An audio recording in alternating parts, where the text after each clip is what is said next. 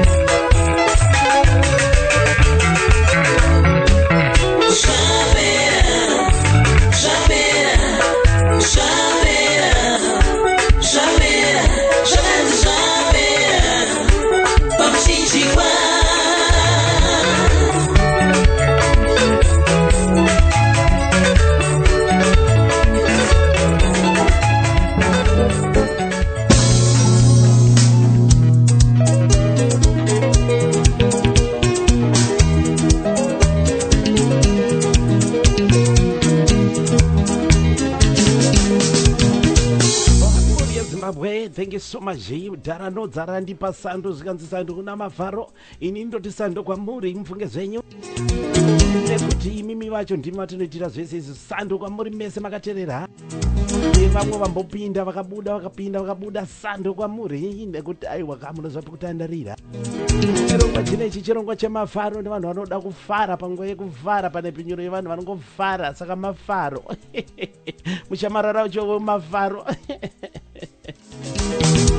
Taura ndikadaiwa kamafara ari infectious ini ndikafara nemi munofara ikokoko.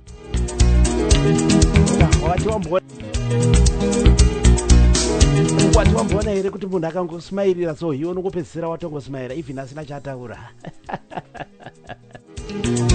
Mhuri yeZimbabwe zviri kuitika panapa ndezvekuti hatisi kumira panapa kakuti zvifaye zvibhadhare panapa ndoda kuti ndibate kuti dhedhi vachiperekedza mama maita pambwa vabuda mudariro tafamba navo. Ndikanditore tregi inonzi size yacho kubva palatest album yamukoma Norman Tapambwa Dharanodza.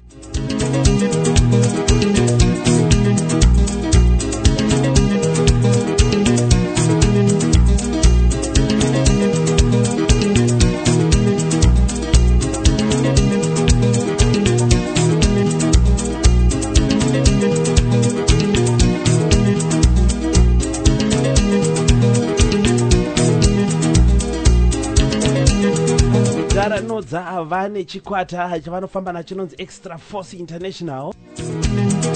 Ndo latest album yavakabura ndoda kuti ndizokuzivisai line up the next 3 weeks. Dharanodza kana kachinge kapera kubva paalbum yavo inonzi size yacho. Kandi vanatora title track zvakare inonzi size yacho Big Dara vachiperekedza madhamu. Goma naimi ndiringo kuchinganidza mese muri kuti bata. Thank you so much. Farira kambaka kari kubva kuna ngoma Norman Tapambwa.